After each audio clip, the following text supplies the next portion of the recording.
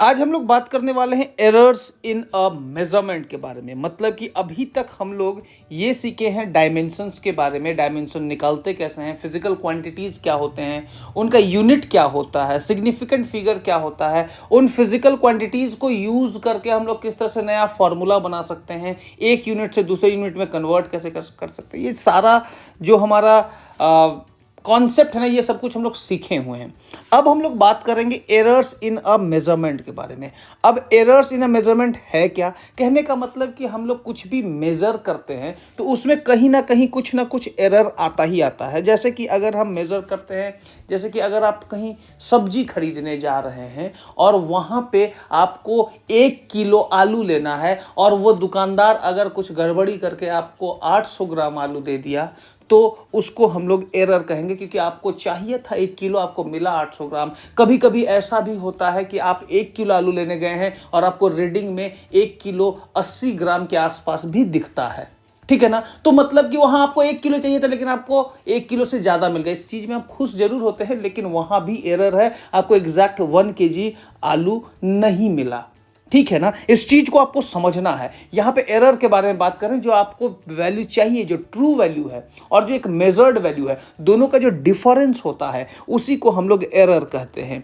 हमारा एरर है क्या? अगर हम एरर को लिखने की कोशिश करें यहां पे कि हमारा एरर है क्या बेसिकली, तो एरर को हम लोग कुछ इस तरह से लिखते हैं।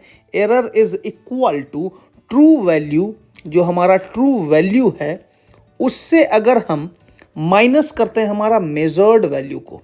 ठीक है, किसको माइनस करेंगे? Measured value. तो ये हमारा एरर आएगा। डेफिनेशन भी आप इसको लैंग्वेज में लिख सकते हैं। हम डेफिनेशंस के बारे में बात नहीं कर रहे हैं, क्योंकि बहुत ज़्यादा डेफिनेशंस के बारे में बात करेंगे तो चीज़ें, वीडियो बहुत लंबा हो जाएगी। आपको कॉन्सेप्ट समझ में आना चाहिए। तो एरर का मतलब क्या हुआ? True value. यानी कि आपको चाहिए था 1 kg आलू। 1 kg आलू जो होगा वो हमारा ट्रू वैल्यू को रिप्रेजेंट कर रहा होगा। लेकिन जब आप मेजर कराए आलू को तो आलू आपको मिल गया 1 किलो 80 ग्राम। खुश तो हुए, लेकिन 80 ग्राम जो है एरर आया, क्योंकि आपको चाहिए था 1 ही kg, लेकिन 80 ग्राम आलू उसमें एक्स्ट्रा था। और कभी कभी क्या होता है कि आपको दुकानदार ठग लेता है और ठग से क्या करता है, वो थोड़ा सा कम ही आलू दे देता है। तो उसमें भी अगर भले आपका नुकसान हुआ है, लेकिन एरर तो है। आपको चाहिए था 1 kg, आपको एक केस में ज़्यादा मिल रहा है, एक केस में कम मिल रहा है। तो ये कम और ज़्यादा वाली जो बात है, इसी को हम लोग एरर कहते हैं, क्योंकि हमको जो चाहिए वो नहीं मिल रहा है मेजर करने के बाद। तो मेजर्ड वैल्यू और ट्रू वैल्यू के बीच का जो डिफरेंस होता है उसी को हम लोग एरर कहते हैं। उम्मीद करते हैं आपको एरर अच्छे से समझ में आ गया होगा। अब बात यह है, एग्जाम्पल तो है, इसी तरह से हम लोग कभी कभी ऐसा भी देखते हैं कि कभी हम लोग टाइम देख रहे हैं, किसी के पास घड़ी है मान लीजिए, और वो घड़ी में वो देख रहा है कि टाइम हो रहा है मान लीजिए 5:30, और वो दूसरे आदमी से पूछा कि उसके पास टाइम कितना हो रहा है, तो उसने कहा उसका टाइम हो रहा है 5:31। तो यहाँ पे 1 मिनट का डिफरेंस हो रहा है। पहले कितना था? 5:30। तो ये हमारा मान लीजिए दो लोगों के बीच का जो है टाइम में डिफरेंस आ रहा है। एक मेजर 5:30 था, और एक में मेजरमेंट क्या था? 5:31। जब आप ट्रू वैल्यू की बात किए तो ट्रू वैल्यू आपको दिखा कितना? कि 5:29 हो रहा है। कितना हो रहा है?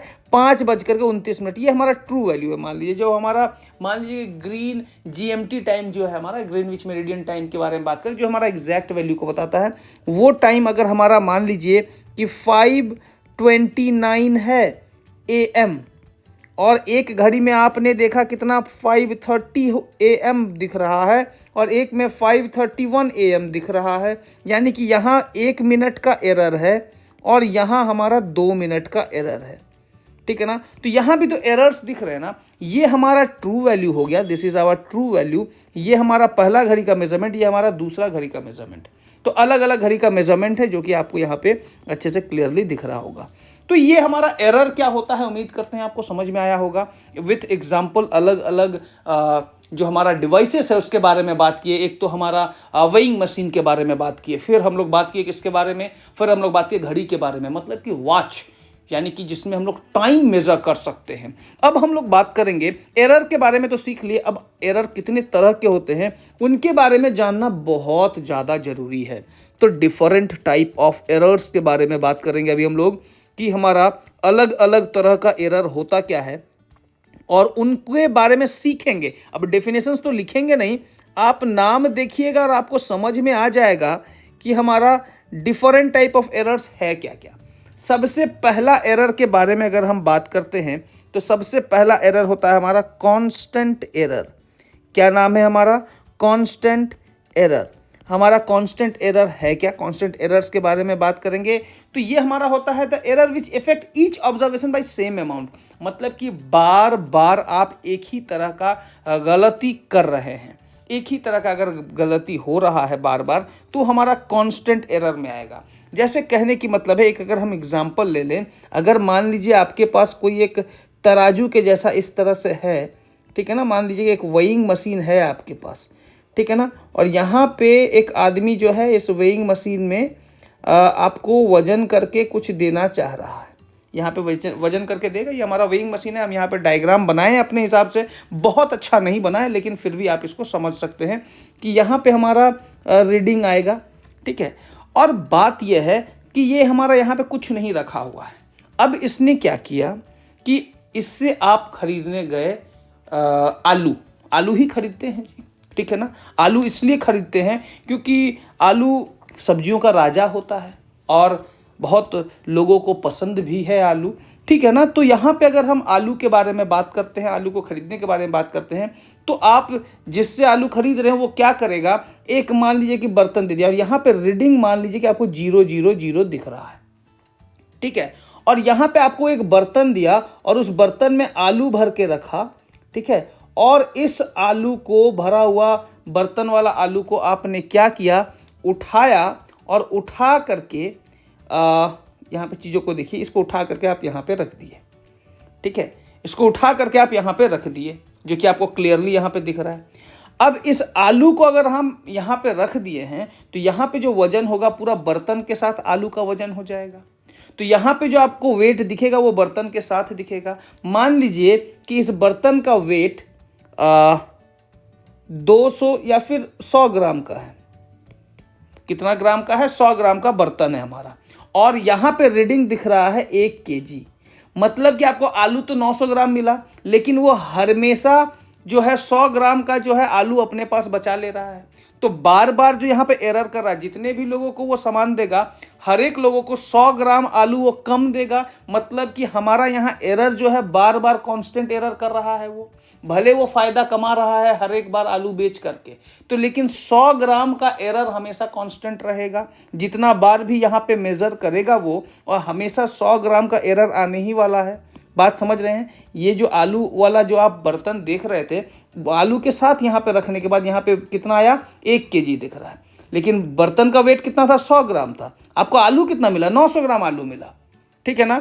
लेकिन वो 100 ग्राम का एरर हमेशा कर रहा है। आपको आलू चाहिए कितना था, 1 केजी। आप तो खुश हो गए, आपको दिख गया मीटर में कि हाँ हमको तो 1 केजी मिला है, लेकिन वो बर्तन का वजन भी उसमें एडेड है, या आपने सोचा ही नहीं। अब अगली बार जब भी सब्जी खरीदने जाएं तो यहाँ पे जो ये बर्तन है इसको जरूर देखें कि क्या इसको कैलिब्रेट करके इसको रखने के बाद यहाँ 0 हो रहा है कि नहीं। अगर बर्तन रखने के बाद यहाँ 0 हो रहा है, उसके बाद आलू डाला जा रहा है, तो ही सब्जी लीजिए। अदरवाइज आपका यहाँ पे कुछ ना कुछ घपला होगा। आपका 100 ग्राम या फिर 150 ग्राम का जो भी आप सब्जी लेने वाले हैं या फिर जो भी सामान लेने वाले हैं वो आपका कम हो जाएगा। बात समझ रहे हैं? तो ये हमारा कांस्टेंट एरर, क्योंकि ये जो हमारा बर्तन का वेट है वो हमेशा 100 ग्राम ही रहेगा, ये तो चेंज नहीं करेगा। तो 100 ग्राम का एरर हर एक मेजरमेंट में यहाँ होने वाला है। This is our constant error. Now next, moving to the next part, जो हमारा नेक्स्ट एरर है जो कि बहुत इंपॉर्टेंट भी है, विच इज सिस्टमेटिक एरर। दूसरा एरर का नाम क्या है? Systematic error. अगर हम सिस्टमेटिक एरर के बारे में बात करते हैं तो सिस्टमेटिक एरर कहता क्या है कि हमारा जो सिस्टमेटिक एरर है वो ऑकर करता है किसी एक डायरेक्शन में, या तो वो पॉजिटिव होगा या फिर नेगेटिव होगा। अब ये एक डायरेक्शन में ऑकर करने का मतलब क्या है, बेसिकली सिस्टमेटिक एरर का मतलब हुआ कि वो एक ही तरह का एरर होगा, एक डायरेक्शन में होगा, या तो पॉजिटिव में होगा या फिर नेगेटिव में होगा, ये बात है। अब इसका मतलब क्या, इंस्ट्रूमेंटेशन एरर, इसका कुछ पार्ट्स है जिसके बारे में हम बात करना चाहेंगे। पहला होता है हमारा इंस्ट्रूमेंटेशन या फिर इंस्ट्रूमेंटल एरर।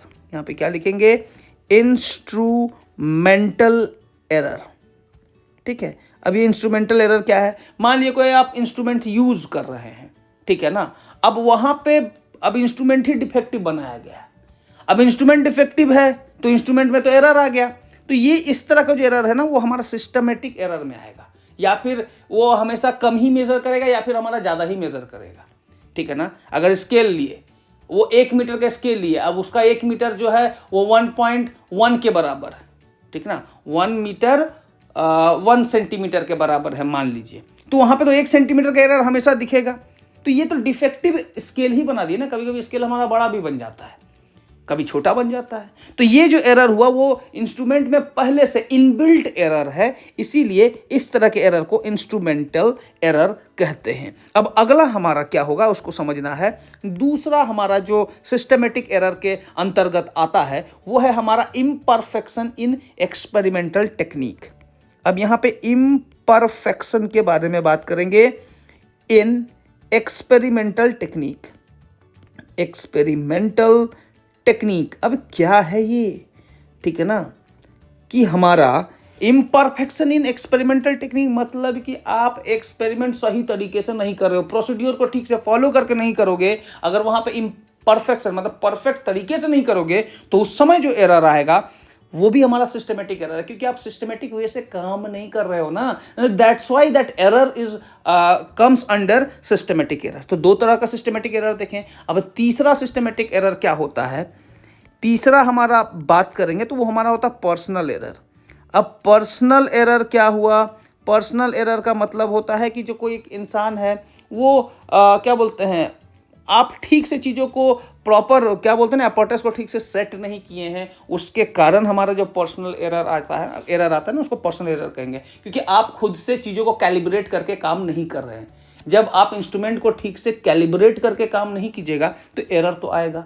अब ये गलती किसका, तो इंसान का गलती है ना जी।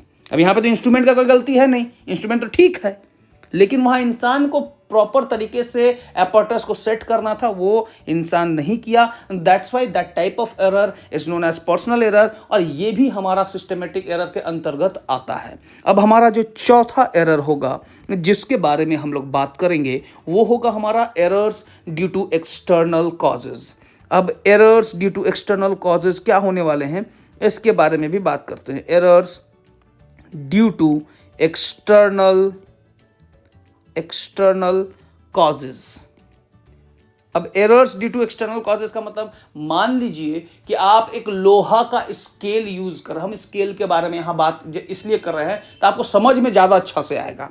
अगर आप एक स्केल यूज कर रहे हैं और गर्मी का समय है तो गर्मी के समय में मेटल का स्केल यूज कर रहे हैं तो थोड़ा रहीसी भी तो दिखाना होगा ना। हमेशा क्या प्लास्टिक का स्केल यूज़ कीजिएगा, कभी कभी हम लोग मेटल का भी स्केल यूज़ कर लेते हैं। तो मेटल का स्केल अगर आप यूज़ कर रहे हैं उस केस में क्या होगा कि अगर टेम्परेचर बढ़ गया, बहुत ज़्यादा गर्मी है, जैसे कि अभी ही कुछ दिन पहले गर्मी, बहुत ही भीषण गर्मी खत्म हुआ ना, तो उस गर्मी से बचने के लिए, ठीक ना, आप लोग अभी जो भी उपाय किए हैं उसके बारे में बात हम नहीं करेंगे। यहाँ पे हम लोग बात करेंगे errors due to external cause. तो आपका टेम्परेचर बढ़ा तो आपका मेटल का लेंथ भी बढ़ जाएगा ना। तो टेम्परेचर डिवाइस को इफेक्ट किया, टेम्परेचर जब डिवाइस को इफेक्ट करेगा तो उस तरह का एरर को हम लोग कहेंगे error due to external cause, ठीक है ना। एक error due to external cause का मतलब फील आया, बुझाया कि नहीं कि हम क्या बोल रहे हैं।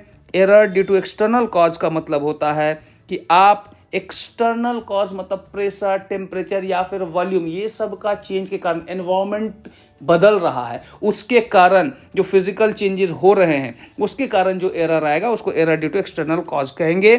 क्योंकि उस इंस्ट्रूमेंट का तो कोई गलती है नहीं, वो तो बेचारा ठीक ठाक था स्केल, ठीक ना, गर्मी आया उसका लेंथ बढ़ गया, तो स्केल में एरर आ गया। ठंडा आएगा तो सिकुड़ जाएगा, टेम्परेचर घट गया तो सिकुड़ गया, तो फिर एरर आ जाएगा। तो ये जो एरर होता है ना, ये हमारा error due to external cause होते हैं। तो स्केल समझ लो ना, लोहा का स्केल हमारा गर्मी में फैल जाएगा और ठंडे के समय में सिकुड़ जाएगा, तो दोनों केस में तो एरर आने वाला है। तो इफेक्ट कौन कर रहा है? टेम्परेचर इफेक्ट कर रहा है। स्केल तो ठीक था ना, जब नया खरीद के लाया तो स्केल ठीक था, लेकिन टेम्परेचर उसको इफेक्ट कर दिया। तो ये हमारा errors due to external cause. अब तीसरा के बारे में बात करेंगे। तीसरा हमारा मतलब कि ये सिस्टमेटिक एरर हमारा हो गया कंप्लीट।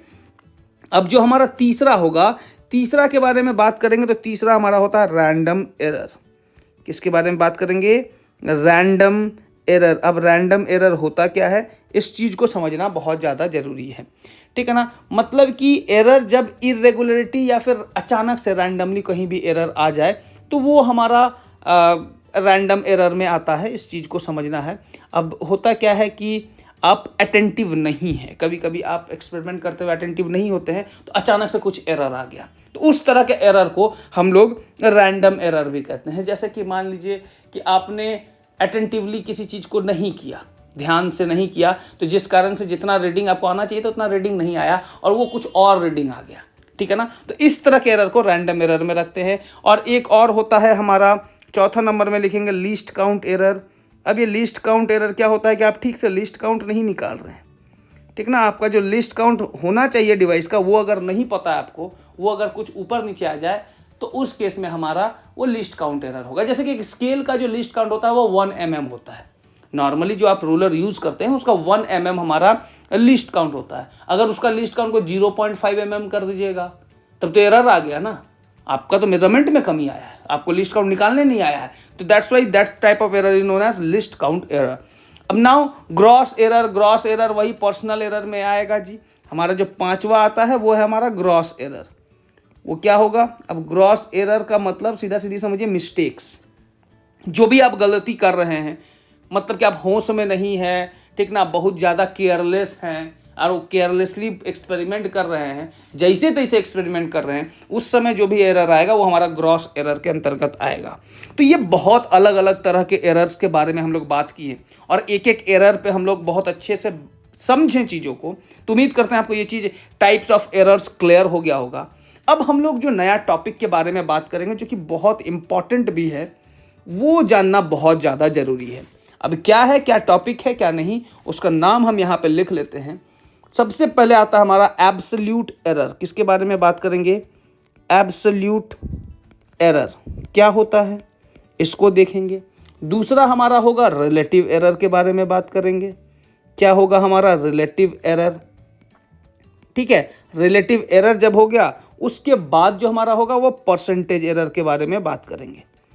Percentage error. अब इन सब चीज़ों के बारे में बात करने से पहले हम लोग को कुछ एग्जाम्पल्स पता होना चाहिए। एब्सोल्यूट एरर, रिलेटिव एरर और परसेंटेज एरर, इनको समझने से पहले हम लोग को ये जानना होगा कि हम लोग का जो ट्रू वैल्यू होता है और मेजर्ड वैल्यू होता है ये समझ में आना चाहिए, ठीक है ना। जैसे कि मान लीजिए कि अगर हमको 1 kg आलू लेना है, तो 1 kg आलू तो मेरे पास कभी मिलेगा ही नहीं। हमको कभी मिलेगा क्या? कभी भी हमको 1 kg आलू एग्जैक्टली हम तोल ही नहीं सकेंगे, ठीक है। हाँ, तोल सकते हैं, बहुत टाइम लगेगा, एक एक करके ये करना पड़ेगा, तब 1 kg यहाँ पे रीडिंग दिखेगा।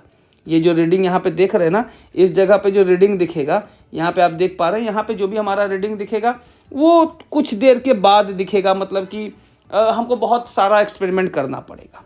लेकिन हम लोग क्या करते हैं कि हम लोग जो ट्रू वैल्यू है उसको निकालने के लिए बहुत सारा मेजरमेंट करते हैं, बहुत बार मेजरमेंट करते हैं। मान लीजिए कि हम हर एक मेजरमेंट का कुछ ना कुछ नाम दे रहे हैं, ठीक है ना। तो इस चीज़ को आप समझिएगा तो आपको ज़्यादा अच्छे समझ में आएगा। अब एरर को एलिमिनेट कैसे कर सकते हैं, एरर को कम कैसे कर सकते हैं, उन सब चीज़ों के लिए हम लोग एब्सोल्यूट एरर, रिलेटिव एरर और परसेंटेज एरर को यूज़ करेंगे। इन हमारा जो गलती है ना, गलती को कम से कम कैसे हम कर सकते हैं, ठीक है। तो मान लीजिए यहाँ पे अगर हम बात करते हैं तो इस जगह पे हमारा जो सबसे पहला चीज़ आएगा, जो हमारा मेज़रमेंट हम ले रहे हैं, तो यहाँ पे A1 हो गया, A2 हो गया, A3 हो गया, ठीक है। और माफ़ कीजिएगा, यहाँ पे A3 के बारे में बात कर रहे हैं, तो ये हमारा A3 हो जाएगा और इस तरह से हमारा AN हो जाएगा। तो ढेर सारा let these are measured values. क्या है हमारा ये सब? Measured values. मतलब कि A1 हमारा पहली बार जब हम यहाँ पे मेज़रमेंट लेंगे, इस तराजू को आप देख रहे हैं या फिर वेइंग मशीन जिसको कहते हैं, यहाँ पे फर्स्ट टाइम जो मेज़रमेंट लेंगे आलू का वो A1 होगा, सेकेंड टाइम लेंगे वो A2 होगा। हर एक बार जो है ना हमको 1 किलो मेज़र करना है, ठीक ना। तो 1 किलो के आसपास आएगा, हमेशा मेज़र करते जाएंगे तो यहाँ पे हमेशा कुछ ना कुछ हमारा 1 किलो के आसपास आएगा। कभी 1 किलो 10 ग्राम आएगा, 1 किलो 5 ग्राम आएगा। आलू के केस में एग्जैक्टली 1 किलो करना बहुत ज़्यादा मुश्किल है। होते हैं, कभी कभी हो जाते हैं, लेकिन 1 किलो एग्जैक्टली करना बड़ा मुश्किल है। कभी 1 किलो 10 ग्राम आएगा, 1 किलो 5, चीनी वगैरह में 1 किलो एग्जैक्टली यहाँ पर रीडिंग दिख सकता है क्योंकि दाना छोटा छोटा होता है ना, लेकिन आलू का साइज बड़ा बड़ा होता है जिस कारण से यहाँ एग्जैक्टली 1 केजी नहीं दिखेगा। तो 1 केजी 10 ग्राम, 5 ग्राम, 1 केजी 20 ग्राम, कभी कभी 990 ग्राम, इस तरह से भी दिखेंगे, अलग अलग मेजरमेंट दिखेगा। तो पहला मेजरमेंट लिया गया तो A1, दूसरा लिया गया तो A2, तीसरा A3, इस तरह से ढेर सारा मेजरमेंट वैल्यूज़ हम लोग ले लिए। तो ये इन सारे वैल्यूज़ को हम लोग क्या बोले? Measured value. ये जो A1 A2 है ना, ये मेजरमेंट को रिप्रेजेंट कर रहा है। हर एक बार जो हम लोग मेज़र किए हैं ना, वेट मेज़र किए हैं उसके बारे में। यहाँ पे हम वेट के बारे में बात कर रहे हैं। आप लेंथ भी मेज़र कर सकते हैं, आप फोर्स भी मेज़र कर सकते हैं। बेसिकली जिसको हम लोग, वेट तो एक तरह का फोर्स ही है। आप मास मेज़र कर सकते हैं, आपके पास आप टाइम मेज़र कर सकते हैं, आपके पास अलग अलग फिजिकल क्वांटिटीज़, आप कुछ भी मेज़र करते हैं जो भी आपके पास इंस्ट्रूमेंट अवेलेबल है। जैसे कि आप टेम्परेचर भी मेज़र कर सकते हैं, हमारे पास टेम्परेचर के लिए थर्मोमीटर भी अवेलेबल है। तो अलग अलग थर्मोमीटर का अलग अलग रीडिंग्स होंगे, ठीक है ना। तो अलग अलग फिजिकल क्वांटिटी को हम लोग ले सकते हैं। यहाँ पे हम तराजू यूज़ कर रहे हैं, यानी कि हम वेट मेज़र कर रहे हैं।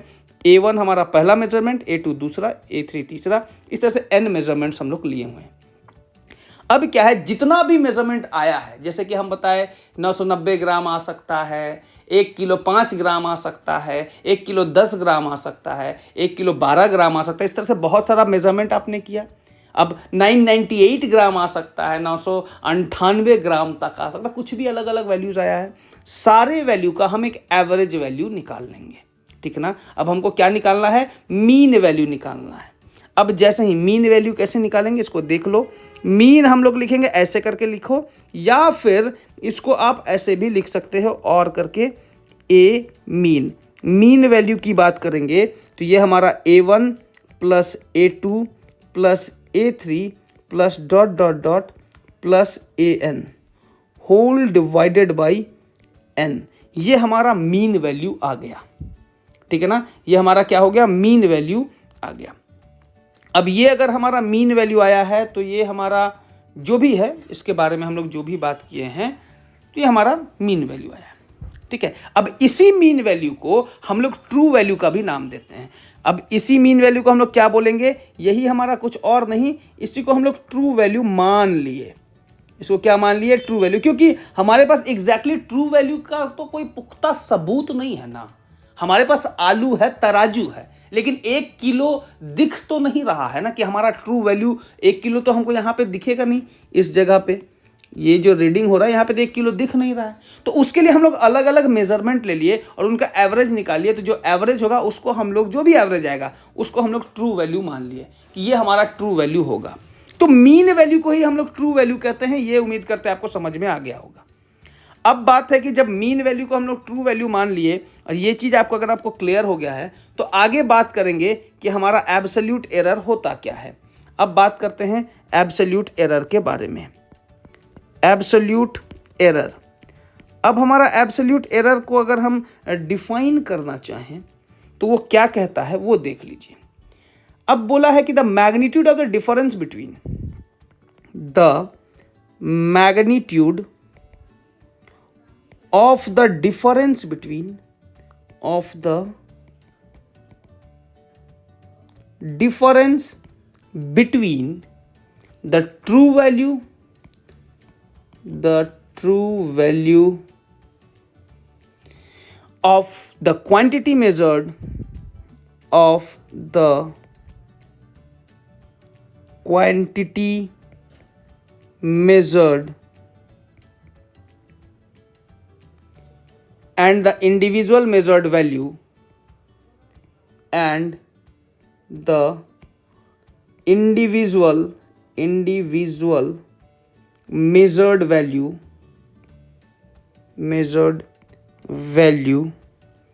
इसी को हम लोग कहते हैं इज कॉल्ड एब्सोल्यूट एरर।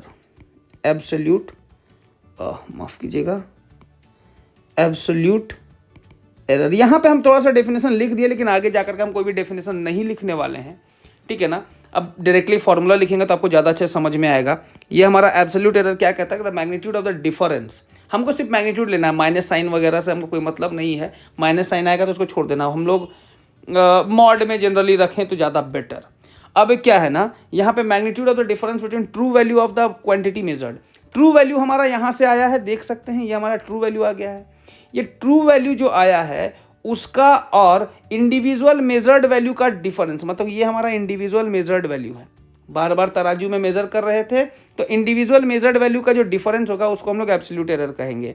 जैसे कि यहाँ लिख लेते हैं हमारा ए मीन, ए बार का मतलब ए मीन, यहाँ पे आप देख सकते हैं ए बार हमारा ए मीन को बता रहा है।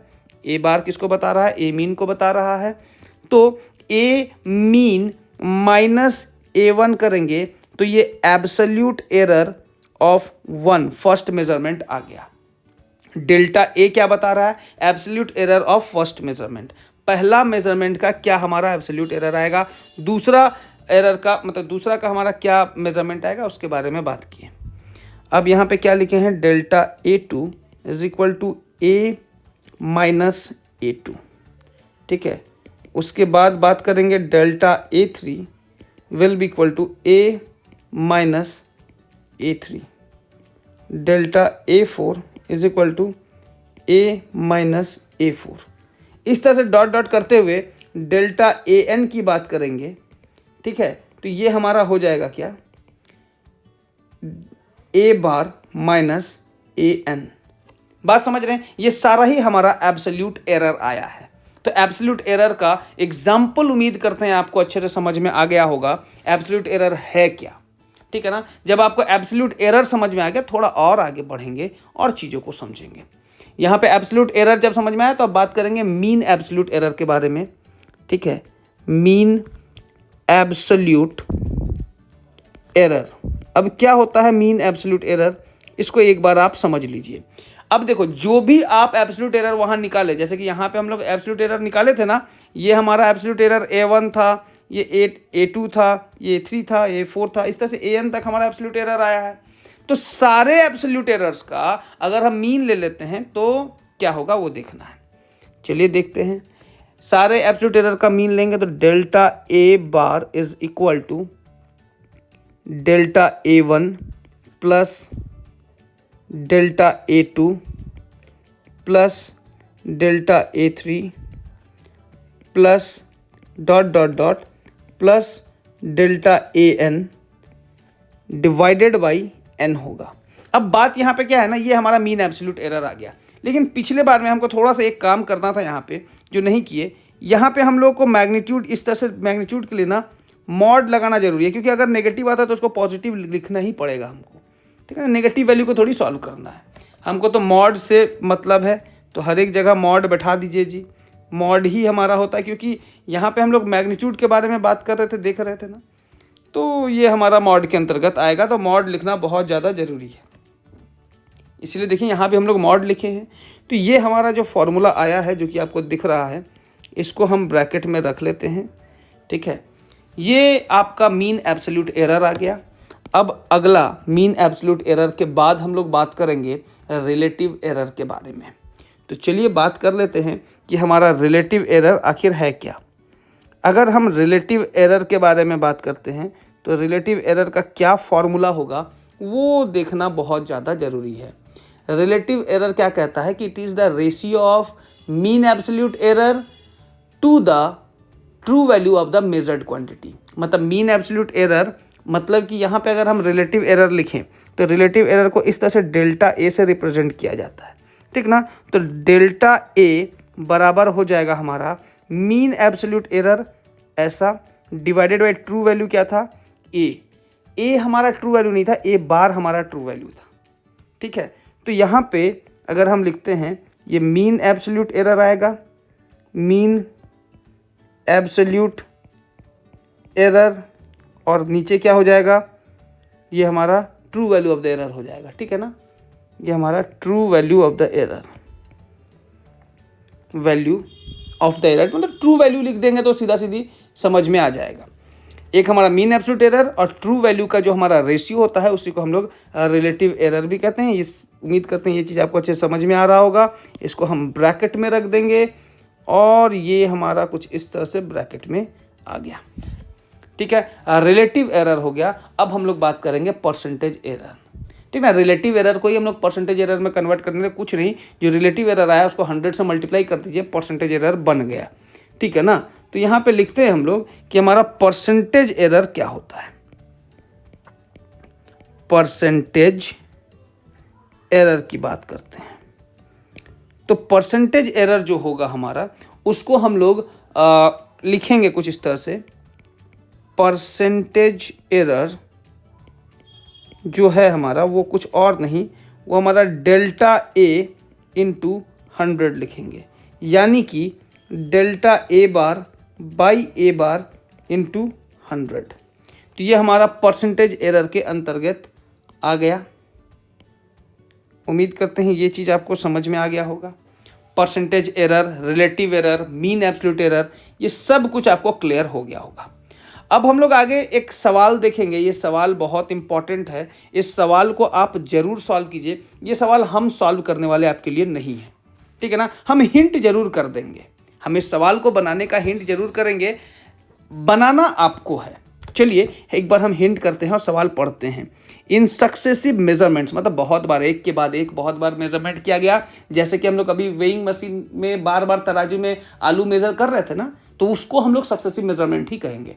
एक के बाद एक मेजरमेंट, एक के बाद एक मेजरमेंट, इस तरह से बहुत सारा n मेजरमेंट्स लिया गया है। The reading of the period of oscillation मतलब कि टाइम मेजर किया जा रहा है। पीरियड ऑफ ऑसिलेशन मतलब टाइम मेजर किया जा रहा है कि इसका सिंपल पेंडुलम का टाइम मेजर किया गया, ठीक ना। Period, time period of simple pendulum measure किया जा रहा है। वो पहला बार क्या पाया गया 2.63, दूसरा बार 2.56, तीसरा बार 2.42, उसके बाद 2.71, फिर 2.80। ये A1 है, ये A2 है, A3, A4, A5, ठीक है ना। 5 मेजर्ड वैल्यू हमारे सामने हैं।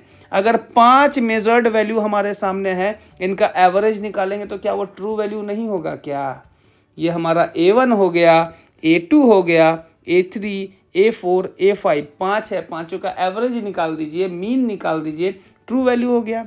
अब यहाँ पे आपको ट्रू वैल्यू पता चल गया तो हमको क्या करना है, हमको कैलकुलेट करना है क्या, mean value of the time period of the oscillation. तो मीन वैल्यू तो हमको पता चल जाएगा जी, मतलब कि ट्रू वैल्यू ही हमारा मीन वैल्यू है ना। तो जो भी निकाल के उसको राउंड कर देना 2 डिजिट में ही, क्योंकि यहाँ 2 डिजिट में निकाला गया है।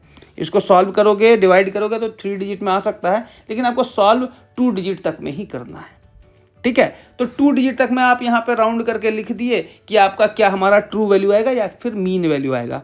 Mean value of the time period निकल जाएगा। फिर absolute error in each measurement, जो ट्रू वैल्यू आया है, जो हमारा ए बार आएगा, ये A1 है। तो सबसे पहले ना हम लोग इसको थोड़ा सा हिंट करके लिख लेते हैं, ठीक है ना। यहाँ पे अगर हम सॉल्यूशन के बारे में बात करते हैं तो थोड़ा सा समझ लीजिए क्या होगा।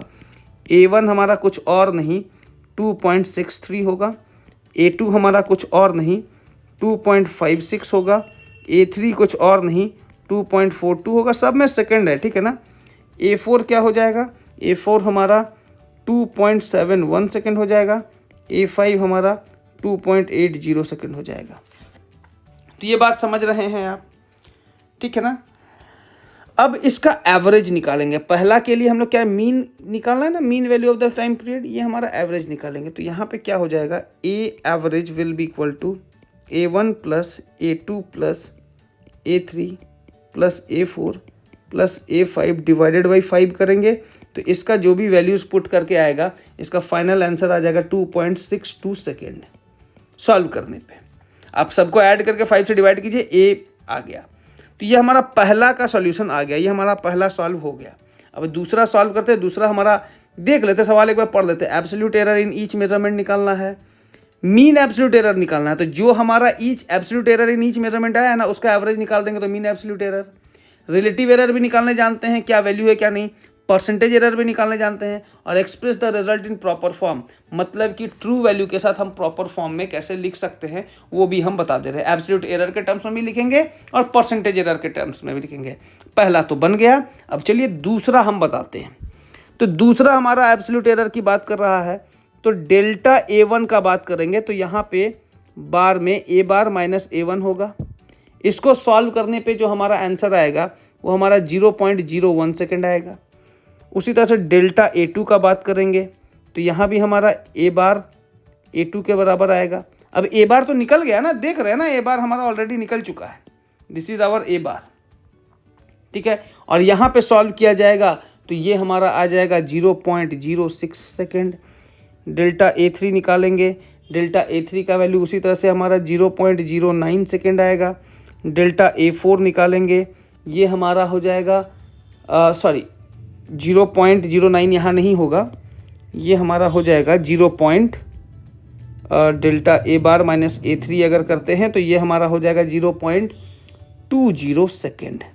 और A bar by minus A4 करेंगे तो ये हमारा हो जाएगा 0.09 सेकेंड। और डेल्टा A5 का बात करेंगे तो ये हमारा क्या हो जाएगा 0.18 सेकेंड। सॉल्व कीजिएगा तो आपको खुद ब खुद पता चल जाएगा। A बार माइनस फॉर्मूला समझ में आ रहा है। अब दूसरा बन गया, तो अगर हम तीसरा सॉल्व करने के बारे में बात करें तो तीसरा कैसे सॉल्व होगा। तीसरा कुछ और नहीं, डेल्टा A बार निकालना है, मीन एब्सोल्यूट एरर, यानी कि ये जो आपका आया है delta A1 plus delta A2 plus delta A3 plus delta A4 plus delta A5 by 5 कर देंगे। इसको जब हम सॉल्व करेंगे तो जो वैल्यू आएगा that will be our 0.11 second. ये हमारा तीसरा वैल्यू आ गया। और हम चौथा वैल्यू का बात करेंगे तो चौथा कैसे निकलेगा, ये हमारा रिलेटिव एरर का फॉर्मूला है।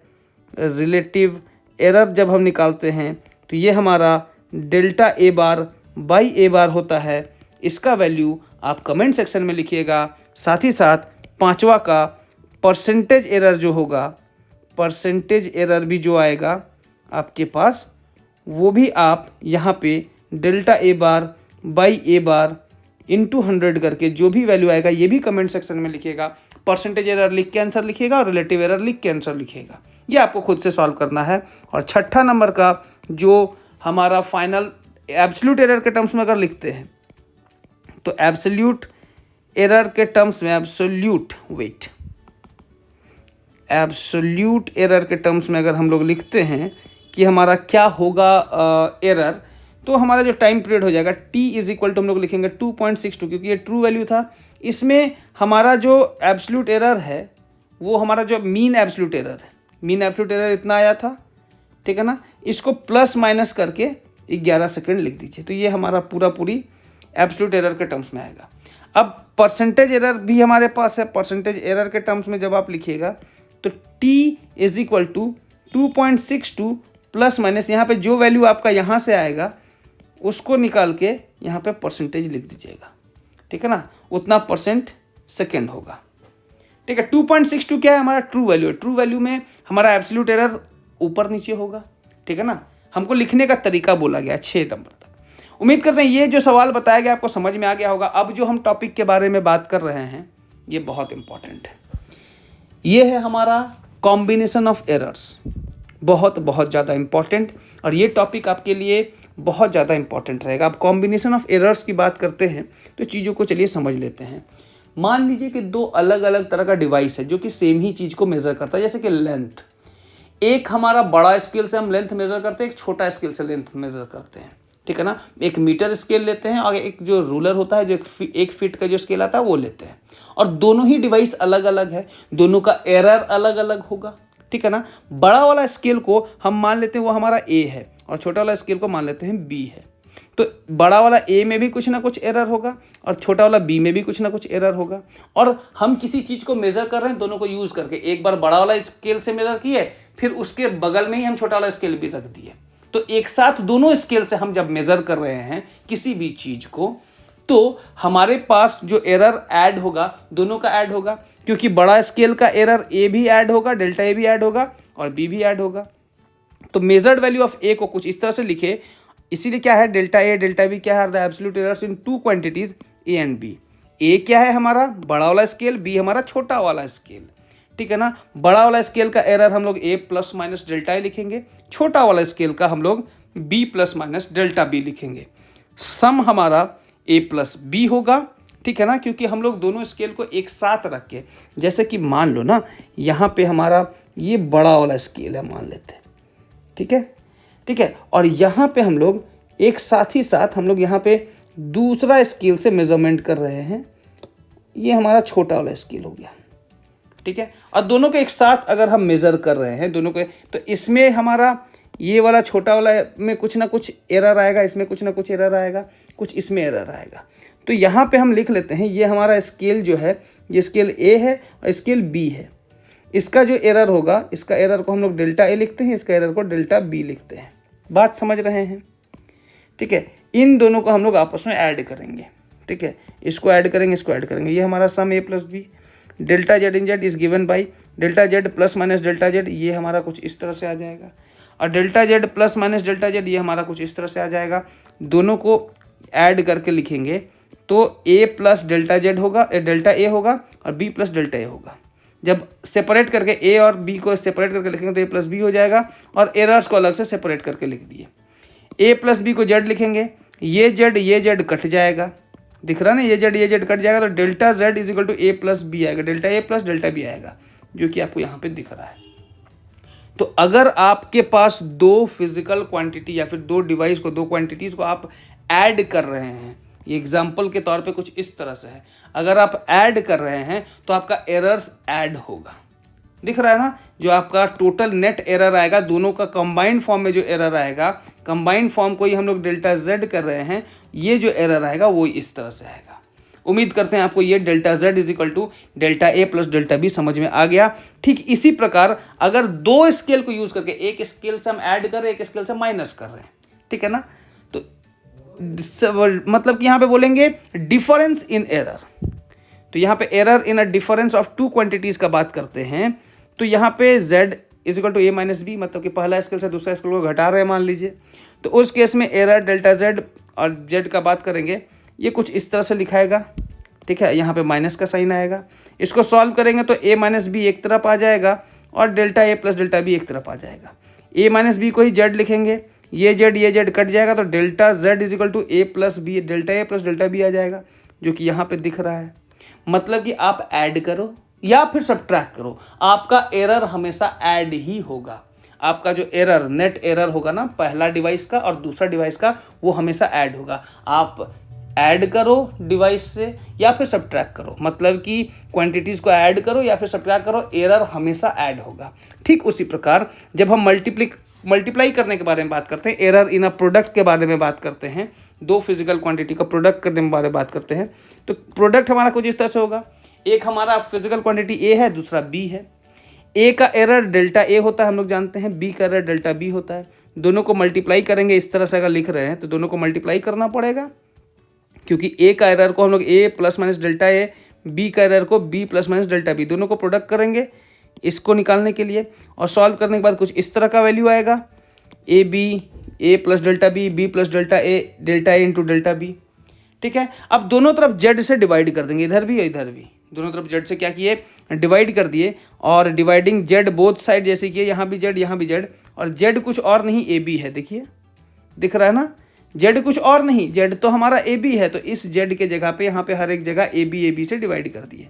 तो ये ए बी गया चांद पे, ये ए गया चांद पे, ये बी गया चांद पे, यहाँ पे कुछ भी चांद पे नहीं जाएगा, तो एज इट इज रह जाएगा। अब यहाँ पे क्या है, ये चांद पे गया तो यहाँ 1 बचेगा, ये 1 और 1 कैंसिल हो जाएगा। चलिए नेक्स्ट पेज में देखते हैं, तो यहाँ पे ये 1 कट जाएगा, यहाँ पे delta B by B, delta A by A, और delta A by A plus delta B by B. ये हमारा वैल्यू बहुत छोटा है, ये भी वैल्यू बहुत छोटा है। बहुत छोटा वैल्यू को बहुत छोटा वैल्यू से मल्टीप्लाई करने पे और भी बहुत छोटा वैल्यू आ जाता है। एग्जाम्पल के तौर पे मान लीजिए एरर आपका 0.2 आया है और यहाँ बी में 0.4 आया है, तो दोनों को मल्टीप्लाई कीजिएगा तो 0.08 आ जाएगा। मतलब कि दोनों का प्रोडक्ट करने से वैल्यू और ज़्यादा घट गया। जब वैल्यू और ज़्यादा घट जाएगा तो क्या हम इस पूरे वैल्यू को नेग्लेक्ट नहीं कर सकते हैं क्या? बताइए तो, क्या इस पूरे वैल्यू को नेग्लेक्ट किया जा सकता है? क्योंकि वैल्यू हमारा और भी ज़्यादा छोटा हो चुका है। तो इस वैल्यू को नेग्लेक्ट कर देंगे तो हमारे पास, और ये 1 और ये 1 कट जाएगा, दिख रहा है, ये 1 गया चांद पे, तो डेल्टा z बाई जेड और डेल्टा b बाई बी, और यही बच जाएगा। ये तीनों वैल्यू को ही यहाँ पे ऐसे लिखा गया है। तो delta z by Z plus delta a by A delta b by B, मतलब कि यहाँ पे हमारा जो वैल्यू है, जो डेल्टा रिलेटिव एरर के टर्म्स में आपस में एडिशन हो जाएगा दोनों ही फिजिकल क्वांटिटी का। मल्टीप्लिकेशन में जिस तरह से फॉर्म लिया है हमारा एरर का, उसी तरह से डिवीजन में भी जाएगा। ठीक है, सॉल्व करने के बाद हमारा फाइनल डिवीजन में कुछ इस तरह से आएगा। ठीक है, इसके बाद हमारे पास एरर इन पावर्स का बात करेंगे। कोई फिजिकल क्वांटिटी है, उसका पावर 2 है। जैसे कि हमारे पास कभी कभी क्या होता है ना कि एरिया निकाला जाता है, तो लेंथ स्क्वायर है वो हमारा, तो पावर 2 है। उस केस में अगर हम सॉल्व कर रहे हैं एरर निकालने के बारे में, लेंथ का तो हमको पता है एरर कैसे निकलेगा, लेकिन अगर एरिया का बात करें तो लेंथ स्क्वायर हो गया। जब लेंथ स्क्वायर पावर n हो जाएगा तो एरर निकालने समय वो पावर को यहाँ मल्टीप्लाई कर देंगे, रिलेटिव एरर के साथ पावर को मल्टीप्लाई कर देंगे, तो हमारा एरर कुछ इस फॉर्म में निकाला जा सकता है। इन जनरल अगर कुछ फिजिकल क्वांटिटी कुछ इस तरह से है, a का पावर p है, b का पावर q है, c का पावर r है, तो इसका जब एरर निकालेंगे तो डेल्टा z बाई जेड होगा, और जो भी पावर है वो हमेशा मल्टीप्लाई के फॉर्म में आ जाएगा। a का रिलेटिव एरर के साथ p को मल्टीप्लाई कर देंगे, हम b का रिलेटिव एरर के साथ q को मल्टीप्लाई कर देंगे, और c का रिलेटिव एरर के साथ r को मल्टीप्लाई कर देंगे, क्योंकि p q r a b c का रेस्पेक्टिव पावर्स है। P Q R A B C का रेस्पेक्टिव पावर्स है, तो इसको कुछ इस तरह से लिख देंगे। ये हमारा जनरल फॉर्म है। उम्मीद करते हैं एरर्स के बारे में आपको जितना भी कुछ बताया गया आपको अच्छे से समझ में आ गया होगा। अगर आपको अच्छे से समझ में आ गया है तो हमारे चैनल को सब्सक्राइब कीजिए, लाइक कीजिए अगर आपको ये वीडियो अच्छा लगे तो, और जो क्वेश्चन दिया गया और जो पेंडिंग चीज़ है उसको सॉल्व करके कमेंट सेक्शन में ज़रूर लिखिए। और कहीं किसी पॉइंट पे अगर आपको समझ में नहीं आया तो ज़रूर बताइए कि आपको कौन सा पॉइंट में डाउट है। ठीक है, तो हम लोग आज के लिए इतना ही रखते हैं। थैंक यू एवरीवन, मिलते हैं अगले क्लास में। और एक बात जाते जाते बता दें कि अगर आप हमारे चैनल को सब्सक्राइब कर रहे हैं, ये तो एब्सोल्युटली फ्री है ही, सब्सक्राइब करना बिल्कुल फ्री है, और साथ ही साथ आपको वो बेल आइकॉन जरूर दबाना होगा ताकि हमारा वीडियो जब भी अपलोड हो सबसे पहले आप तक पहुंचे और आप हमारे वीडियो को सबसे पहले देखें और चीज़ों को सबसे पहले सीख लें। तो तब तक के लिए धन्यवाद, मिलते हैं अगले क्लास में।